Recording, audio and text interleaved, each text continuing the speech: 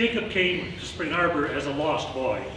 I mean, he'll tell you about being a lost boy in Sudan, but when he showed up at my office freshman year and told me that he was going to be a pre-med student, but he hadn't really done a whole lot of formal school before getting here, I thought, boy, you've got a long way to go. So, in some ways, was sort of a lost boy even then. But that guy impressed me incredibly. Perseverance and hard work will get you a great distance in life, and he's testimony to that. I'm sure he had some disappointing experiences early in his academic career here. He kept going, he kept getting stronger, and then went to Michigan State, and then Florida State for public health degrees, and now has just started a postdoctoral study at Johns Hopkins University, the premier university in the country for his field. So that is just an incredible honor to be accepted into that program. So I'm thrilled to have Jacob be one of my alums and a good friend. And there's a couple other bits of introduction that we've got, so I'd like to have Dr. Ellis talk a little bit about Jacob as well.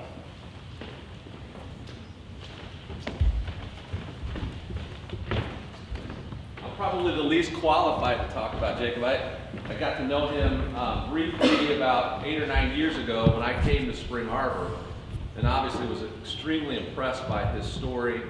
But the thing that I wanted to say to all of you today, when you think about the concept statement of Spring Arbor University, and that last line that states critical participation in a contemporary world, or really our outcome statement, right? It's our outcome. It's what we desire for all of you, to find ways in which you can use your talents and your passions and your academic achievements and credentials to then go out and insert yourself into the needs of society and culture and bring Christ's redemption and reconciliation into that spot. You don't have to be a pastor, you don't have to be a youth worker, you don't have to be a missionary. You can do that in all sorts of fields, and it's amazing to see the way that God has opened up doors for Dr. Atem to continue to walk through as he faithfully attempts to live out his faith in the priorities of eternity in the midst of the temporal opportunities that are put before him. That's critical participation in the contemporary world. And so I'm excited to have Jacob back, have Dr. Atem back to tell his story and to share about what God is doing in South Sudan through his work, through his board, and really as a case study, a successful application of her concept of a graduate who is indeed a critical participant in a contemporary world. So we're glad you're here. Thank you.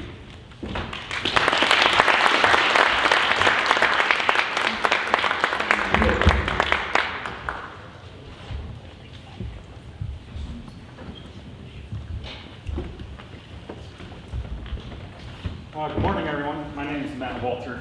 I'm the chairman of the SSHCO, the nonprofit that Jacob founded, which he actually founded right here at Spring Arbor back in 2008. So I had some mutual friends with Jacob. One of my cousin's boyfriend at the time was one of his roommates. And so I kind of got to know him that way, known him for about 10 years.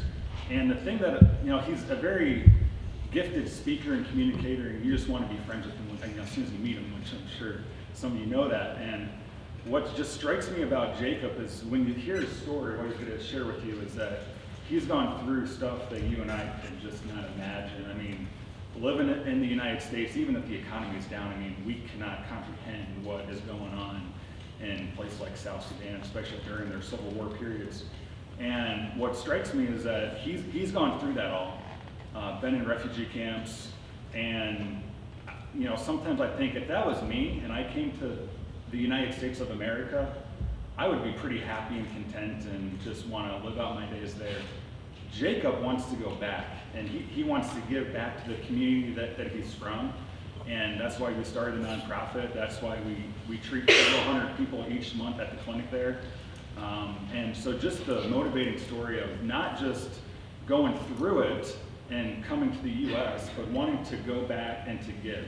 And so I would just encourage you guys to listen to his story and try to think, how can this apply to my life? Because, you know, you may think, well, how can I change the world? How can I, you know, starve hungry kids? How can I, you know, help different people? But it doesn't have to be this, you know, you fix everything. It starts with just one person. You know, what can you do? And to hear Jacob, from his background, what Jacob has done as just one person. What can you do as just one person? So just be thinking about that. Jacob's just one person. He's just like you and me, and he's done amazing things. So with that, Jacob, the floor is yours.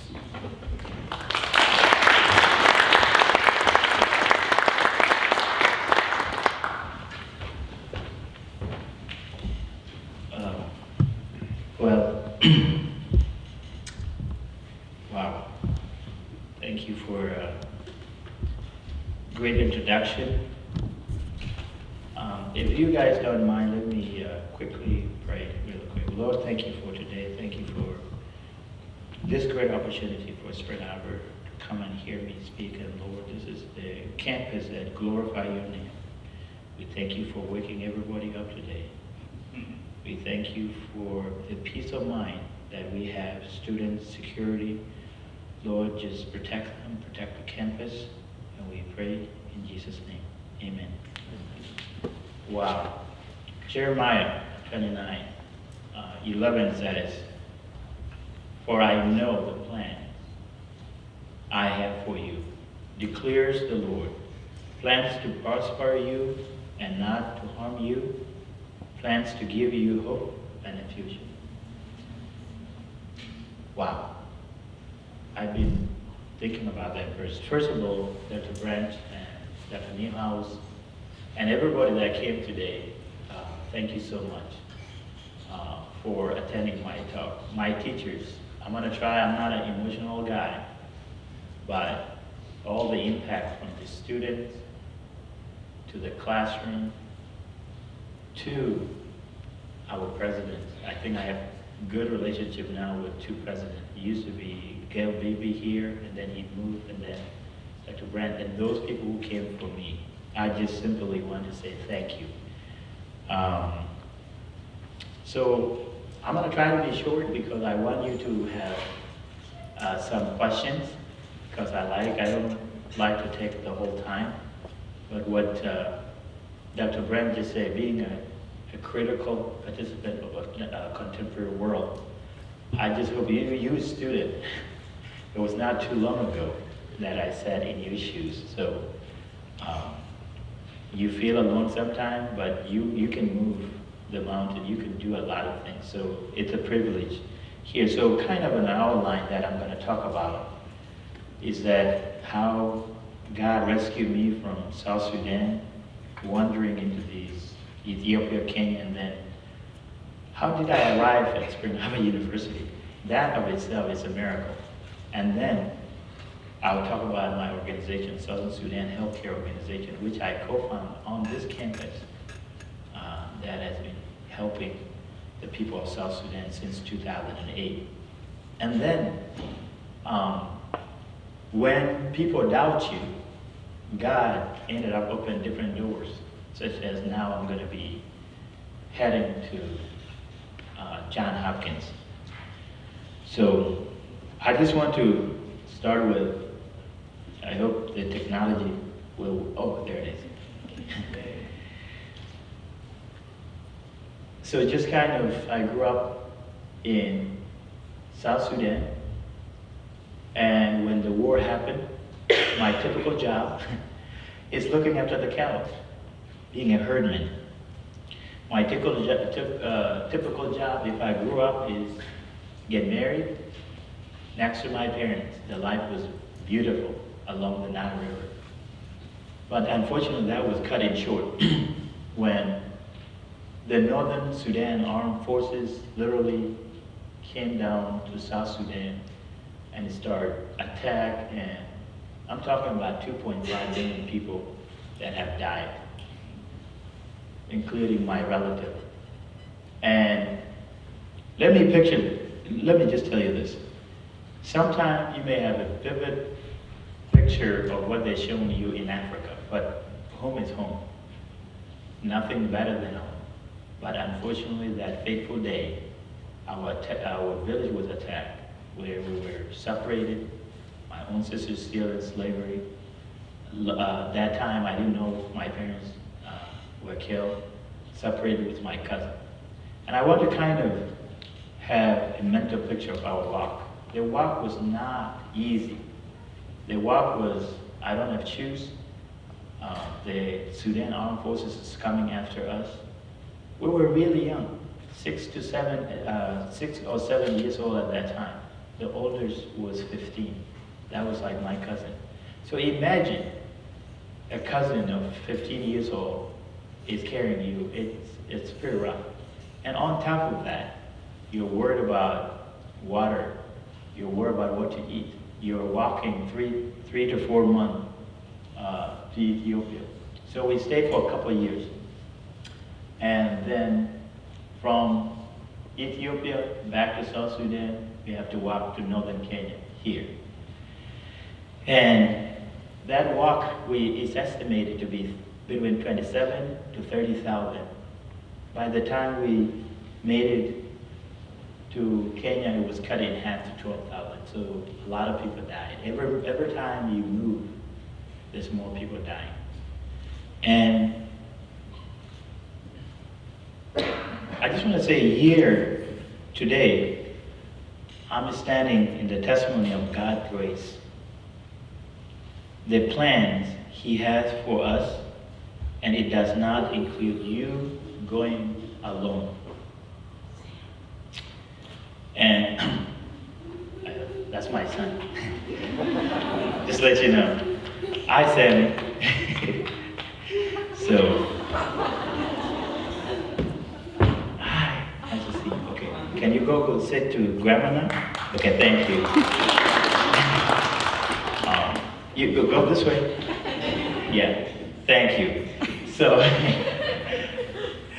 yeah, that's Sammy. But you don't have, God has plans, and you are not going alone. So let me just make a few, in 2012, then our own president, Barack Obama, has a few statements that many people didn't like. But let me just read some of these that may ring a bell, and some of them I relate, and somebody may say are my accomplishment. President Obama stated this, said, if you were successful, somebody along the line gave you some help. There was a great teacher somewhere in your life. Somebody helped to create this unbelievable American system that we have allowed you to thrive. The point here is that when we succeed because of our individual initiative, but also because we do things together. And I just kind of like that, do things together. I just told you, whether it's my cousin carried me, it's together. Whether the Lost Boys of South Sudan stick together, we do it together. As my foster mom just came here. That's Jane, by the way. Say hi, Mom. That's my foster mom. We did life together. When I was here at Spring Arbor campus, it's still life together as students. These are the things that nothing you can do by yourself. And I always say God always helped me through other people. Whether through my cousin, my foster mom, Spring Arbor community, and I have seen how God has impacted my life. So key here is we do life together. The thing that I went through, I would never wish, or lost what I would never wish on somebody. So just show you some of the few pictures. At Spring Arbor, we don't see such a people looking for a leaf of tree, something to eat. Her own, try to be her own doctor. These are the things that we as a Lost Boy went through before Spring Arbor and before here. This is a famous picture. And this picture is on my wall. Every time I look at it, it makes me appreciate about America. The story behind this child is going to the orphanage. And this guy, the vulture just landed. The guy who took the picture, his name is Carter. He came to America, won incredible award, but he killed himself, saying that why is such a thing happening in South Sudan and nobody's paying attention? I mean, when you are at Spring Arbor campus, I hope you reflect and say, you know what? My life is not as bad as Lost Boys. These are the things that when I reflect back, how God has been good to me, I'm pretty sure He's good to you. I want to do better. I want to improve other people's lives. This doesn't mean America does not have poor people, and we are not perfect. But I can tell you this is the best country I will ever live. So, when I came, we from Sudan to Kenya, and then finally made it to Weberville, Michigan. Let me back you up a little bit. I lived 9 years in a refugee camp in northern Kenya. In that camp, it's like waiting for your death. When you're hopeless, when you know the world is upside down, you think nobody cares, but God cares. Christian evangelical in America were praying for me. I didn't even know it. And they said enough is enough, to the point that they actually pressured the Congress to actually have a bill together. You know how hard the Congress could get together to actually have a bill together? I'm just saying, that was the day that you know it has to be God, because they actually have a bill saying the Lost Boys could be resettled in American, and it was the largest American history to be resettled here. So I stayed in the refugee camp, and 1998 they started the process. And by the way, if somebody tell you these refugees just got up and come here, no, it's a lengthy process. I waited 3 years. And then after 3 years, you said you're going to America. And then after going to America, you get interviewed. And by the way, you get your urine test, and you better not have any sort of sexual transmitted diseases. And there's no HIPAA, okay? They're gonna deny you. So I hope you can imagine if somebody tell you how easy the refugees come here. No, it's not that easy. But then again, back to doing life together. And I'm glad my mom came here. I was in Weberville. You guys know where that is. And I'm like, Mom, what were you thinking? Out of nowhere, you have the 3 boys, you're gonna have them? Really? Mom, I'm glad she's here. She might be able, if you have questions, she will tell you a lot of questions what she was thinking. It's like, I just got 3 boys and come over. Do you understand how important to be in a foster care? Not only a foster care with a person that understands the will of God. My mom took me in to come to Weberville and work with a caseworker. Look at this. My caseworker was a former Spring Arbor graduate. And he was my caseworker. And I barely speak English. And when I say, guys, I barely speak English, my mom could attest to that. It was a struggle in high school. Okay, I may be borderline 3.0 in high school, but I don't even want to talk about my GPA because they were horrible. Even beyond horrible, if there's a word. But my caseworker one night sat in my dining room, said, have you ever considered Spring Arbor University? Like Spring Arbor. Where's that at? And he went on and on. But you have to understand, his job was a caseworker, not to brag about Spring Arbor. In that moment, I paid a visit. And when I submit, and I was just praying, God, let me finish high school. I finished high school. I got made fun of. You will never go to college. And out of this, I love Michigan State. I'm a fan. But just because a fan cannot get you in. Okay? I'm just saying. But this is important, the only people who took a faith in me were Spring Arbor University. And they accepted me. And that's when I came to this campus in 2004. And I went into Dr. Newhouse class. And I said, I want to be a doctor, want to make an impactful thing. And God bless his heart. He's like, yeah, but it's going to be a difficult road. I mean, Student, you are lucky to be in this great institution. Not only embrace Christian education, but also it's a foundation of your life. It's giving you life. And I can attest to you, I will tell you later, I went to bigger school. But because of the foundation I gained in this campus, it gave me knowledge, wisdom, and this is where I co-founded Southern Sudan Healthcare Organization on this campus. Every single person here, Dale Linton, it was my first year.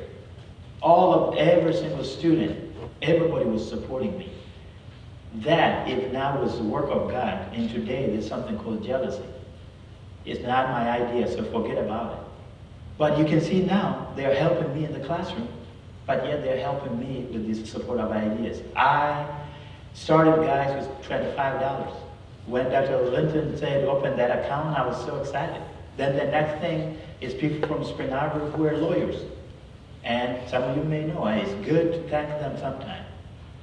Steve Rick, Mayor Rick, Steve literally wrote IRS. And I remember they tell us, oh, you know, are you gonna be funneling terrorists and da-da-da? And I'm like, I'm running away from terrorists, okay? How can I? But Steve was consistent to say these people are going to be helped. We have 501c3 legitimate organization. I mean, guys, I could go on and on. Not to mention, all my awesome professors are here. Let me brag about biology for a second. I could just say, all you teachers, I love you so much. I hope you know that. Let me tell you, it was a struggle. I could go from Tom Councilman to Dr. Baldwin, being in that classroom. But here's the thing, honestly, if they were not Christian men, they don't have to listen and have accommodation. Because I've been in other institutions, it's simple. Show me an A. Are you passing or not? That's all they care. But they nurture me. I mean, guys, I could go on and on. Many people supported me. This is a great institution that impacted what I do was the foundation. So I co-founded SSHCO. It was built in 2012. Goal 2, equip the clinic. We took medical clinic here to South Sudan. Goal 3, running the clinic, and that's where we are now. I mean, I didn't do anything. It was God, guys. And I think if I could do all this, you are brilliant. The sky is the limit. And then I graduated. Then I'm like, what can I do now with biology? Again, my great mentor, Dr. Neal, was like, have you considered public health? I'm not gonna lie. I had no idea what's public health. And it's like, I think he would be good at that. But sometimes, let me not forget, God timing and our timing is different. I did terrible in AMCAT, and I was okay. I said, God, maybe you have a different plan.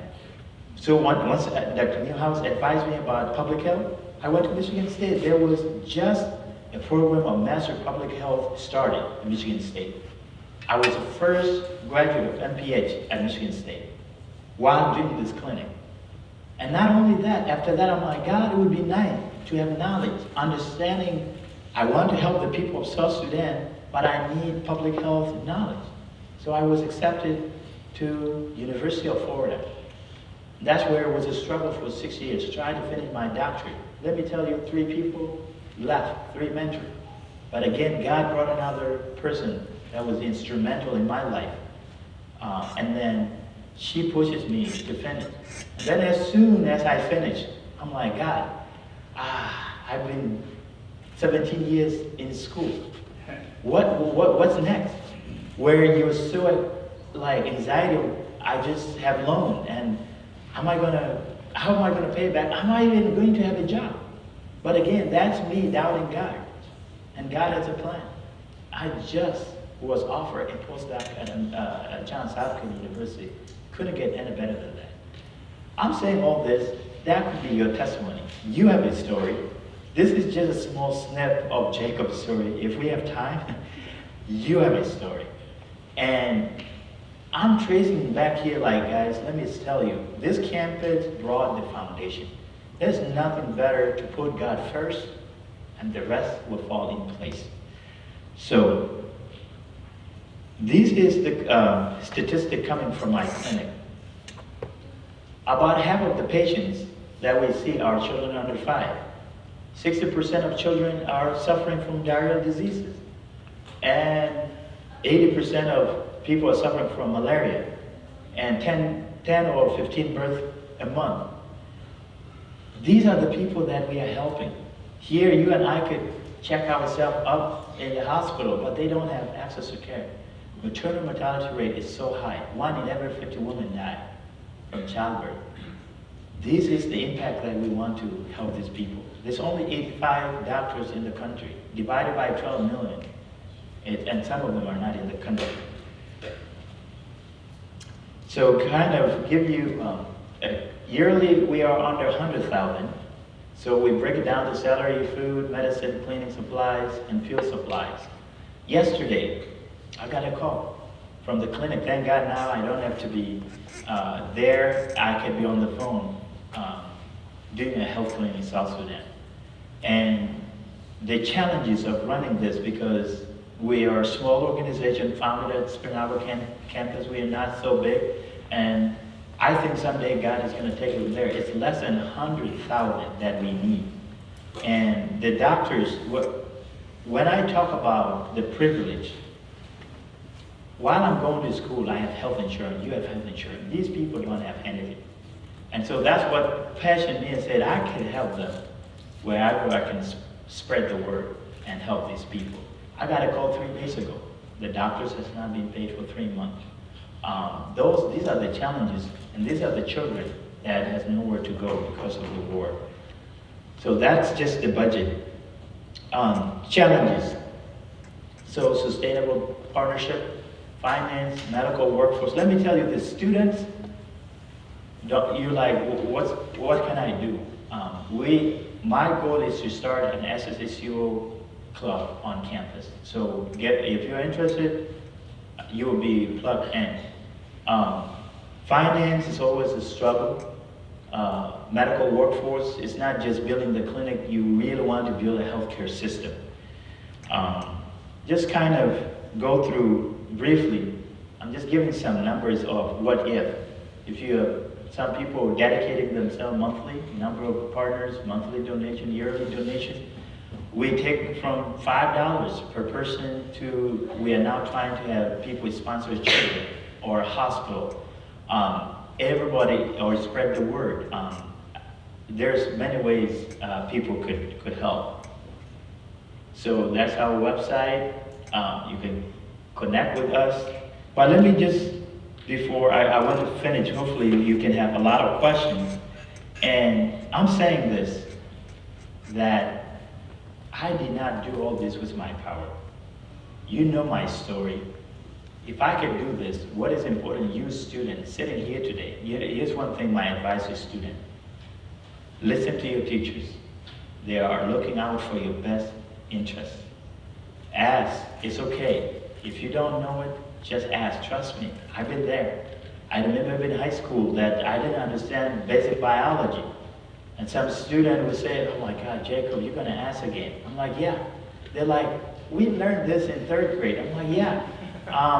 While you were learning, I was running from lions and crocodiles, okay? and try, I mean, that's how realistic it is. So, with that being said, not to put you on the spot, come here, Mom. You know, come here, Mom. You have to come here.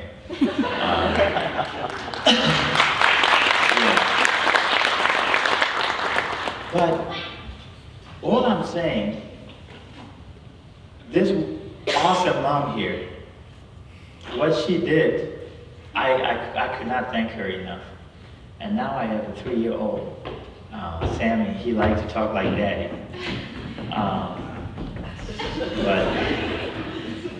So, Mom, if you can say a few words as a foster mom with a crazy son, you can say it now. Okay, I've always believed that no matter where you are, you can contribute something. And back in 1960, I was 59 years old. had grandkids that were teenagers, and I was living alone in a 4-bedroom house in Weberville, and I read about the lost boys. And I thought, how selfish am I when I have so much and they have nothing? And so I called the Lutheran Social Services and I said, these are all the reasons you shouldn't let me be a foster parent. And they said, we need people so badly. We will take almost anybody. And they called like a month later and said, we have 4 youth coming in. And I said, oh, I'm not ready, I'm not ready. And so a few months later, they said, we have 3 boys coming in. And I said, okay, I'll take them. And I ended up with Jacob was 14, and the other Jacob was 15, and Luis was 16.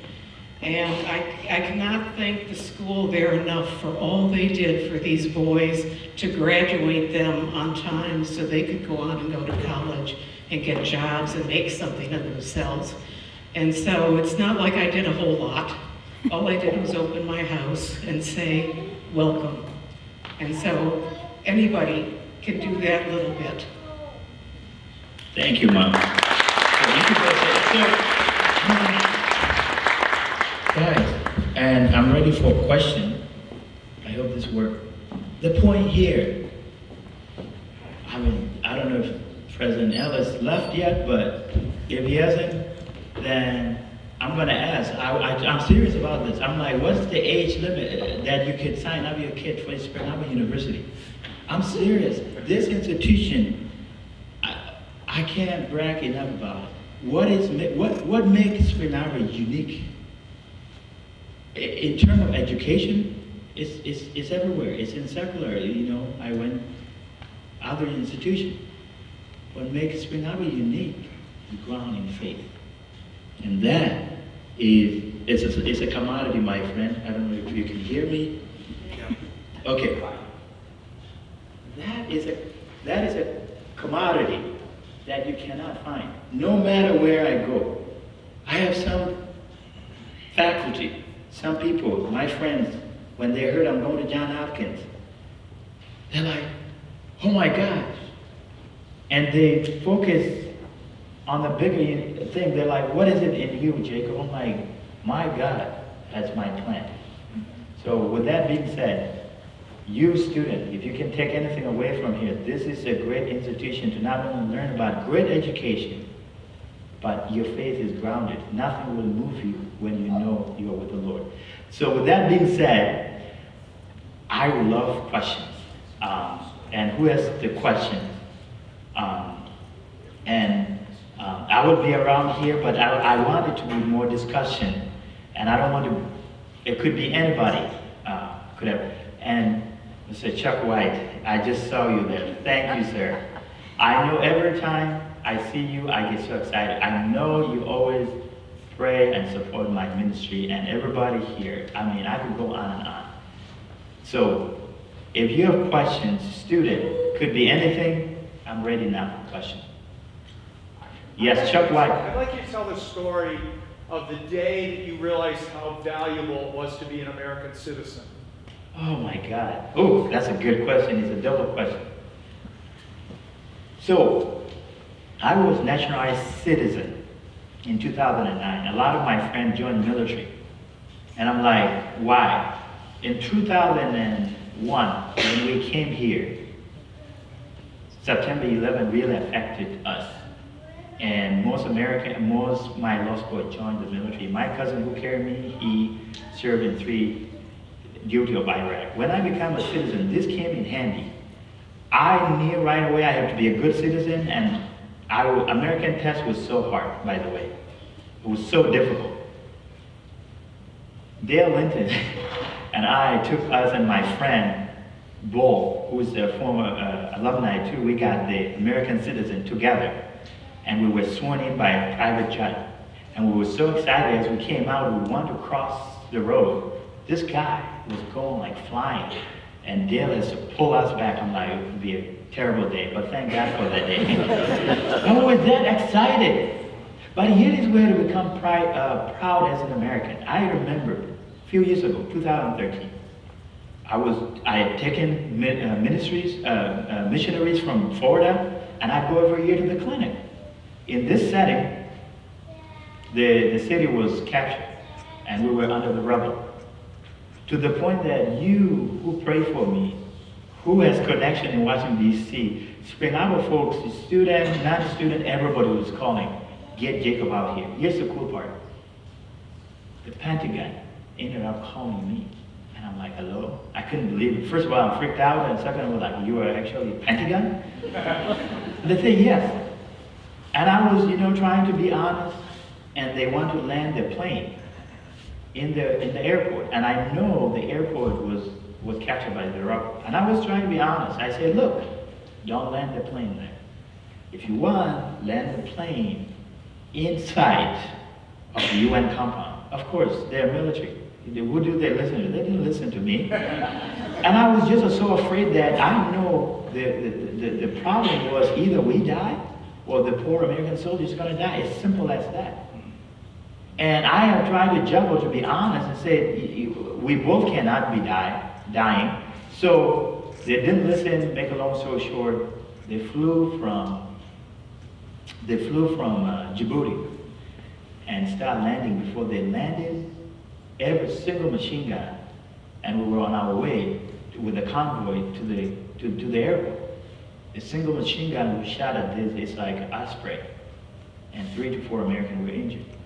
Thank God it did not land it. It was not damaged enough to the point that they landed at Uganda. Yes, at Uganda. And that I'm like, called back and said, was that our American military? Yeah. And I'm like, I told you guys so before. You guys should have looked. Eventually, they took me out. So think about, if you are a true American citizen, this is why I'm proud of this, politics aside. I mean, politicians, they're going to do what these politicians do, okay? But this country, when I repeat, this is the best country I will ever been, I mean that. I've seen it all. Here is me, being naturalized citizen in 2009. You're American, taking bullets for me. So we can worship our God here. We can do almost whatever we want here in this country. We have our Christian faith. So that is the moment I realized, wow, I'm not just a naturalized citizen. I am true American, if they can come and rescue you. So that's a good question. So who else? What's the question? Wow, everybody is so, oh yes, back there. I'm just curious when in your life you established your Christian faith. Good question. When did I establish my Christian faith? I don't want to say this. When you hit the rock bottom, maybe some of us just want to be in relationship with God. But so South Sudan is two types. You are Christian, what we call Christian and animistic, which they believe more of deism. God came and created this earth and left. And then they have smaller gods. That's where majority were. And then what changed is a radical change in 1980s, whether due to the war or what, but I never see a Christian believing like that ever before. Sammy, Daddy is talking, is it good? So, yes. Thank you, honey. Thank you. So we became Christian, either, I don't want to say by war or what, but I never see brothers and sisters who love Christ like that. So it's interesting. Before you became Christian, you have to select a name in the Bible. And you cannot be Jesus. You're not that important, okay? You just cannot be. But you can, so you accept Jesus Christ as your Savior. And guess what? The name I chose. I chose Jacob. I thought about Abraham, Moses, but hey, you know what? I'm okay with Jacob. Because when I read the story of Jacob, I said, Lord, until you bless me, I will not let go. I'm like, hey, I'm with that. I'm okay. I could have chosen Moses, who led everybody in the Red Sea, but Jacob is okay. So that's how I became Christian. So I chose that name. And then you can see how everything shifted. Jacob found is my middle, it was my first name, now become middle name. Atem, became my last name and it was my middle name. So that, and I'm telling you, I remember being a Christian in Kenya, despite we don't have food, despite we don't have anything. When we say Christmas, it's not just Christmas for commercial. It's Christmas for Jesus, to give him that day. We would be marching, we will sleep in church and worship all of the hymnal. And we will actually act out the entire Matthew, okay? And you actually have characters.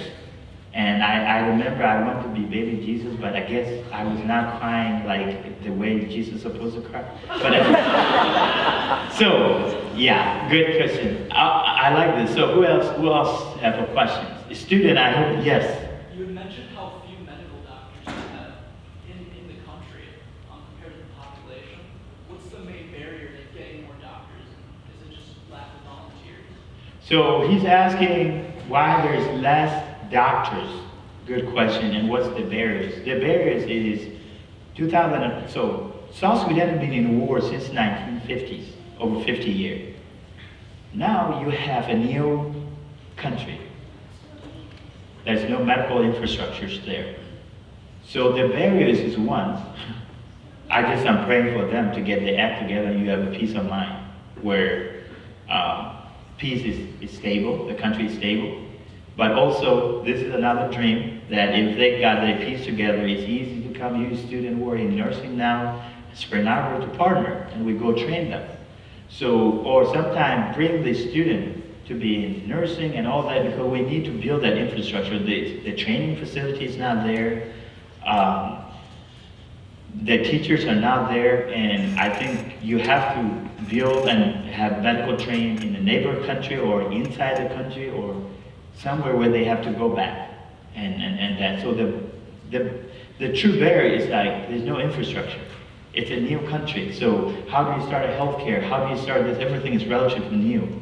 So, and then some people are coming from northern Sudan, and the only thing, they are medical doctors, but they are working, they're in Arabic, and now they're moving to English. And then you have people who are in the refugee camps for most of their life and trying to go back. So there's no school. The healthcare system is not what we call doctors. I mean, when I was a pre-med here, they would consider me after 4 years as a doctor by practice. You work out and you just hope there's not a lot of tight laws, and that could be really a disaster that I'm taking pre-med, but I'm doing surgery on people. That's unheard of here in America, but yeah, you could do that. Yeah, good question. Who have more questions? Let me know if I can see your hand. Oh, no, not you, Sammy. You don't have questions. Well, if, I don't know, let me see how we're doing on time. I don't want to keep you, but I will be around a lot here. So if you guys don't have any questions, I would, this is one way you can connect with us, get that information. But I would be down here, and Mom is here, and you guys could have more questions if you don't have more questions. But I appreciate Dr. Baldwin, Dr. Councilman, and Dr. Newhouse, and my science department who given me this opportunity that I don't know how to thank the entire Spring Arbor enough, because you see, when you believe that God can take care of your life, it's a lot of faith. Everything really falls in place. And I couldn't be more happier when I'm reflecting back, and the time, Dr. Councilman, I remember, and Dr. Baldwin, where I was really struggling. Let me be personal here. I was struggling with inorganic chemistry and organic chemistry, okay? And I remember when Dr. Councilman said, Jacob, he said Jake actually, if you pass this class, you become a doctor. You have no idea, I went and put it on my wall. I thought that is, and he motivated me. I ended up passing a class. But what I'm trying to say is that little motivation, that somebody holding your hand, you don't find it somewhere.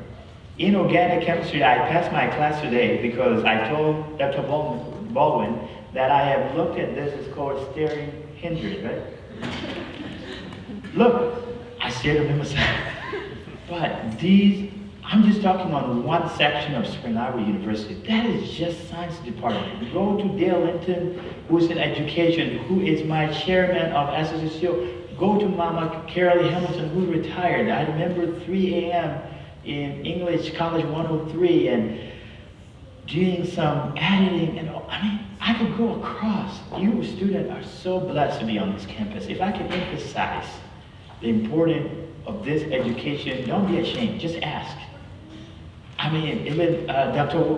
Chuck White, I can go to religion when we do exegesis and mojo and stuff. I mean, these are awesome people that have truly heart of the Lord that could facilitate your learning. So when you get out of this campus, you are what Dr. Brad Ellis said, that critical participant of the contemporary world. You see, people, my own friends, never believed I would make it to Spring Arbor, but God said yes. People never thought I would make it to MSU and other things. God said yes. So God is on your side.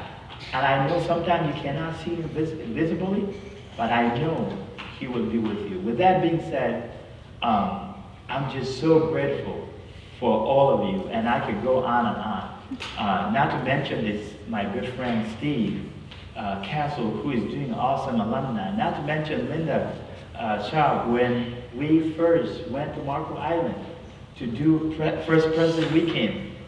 This community has been good to me.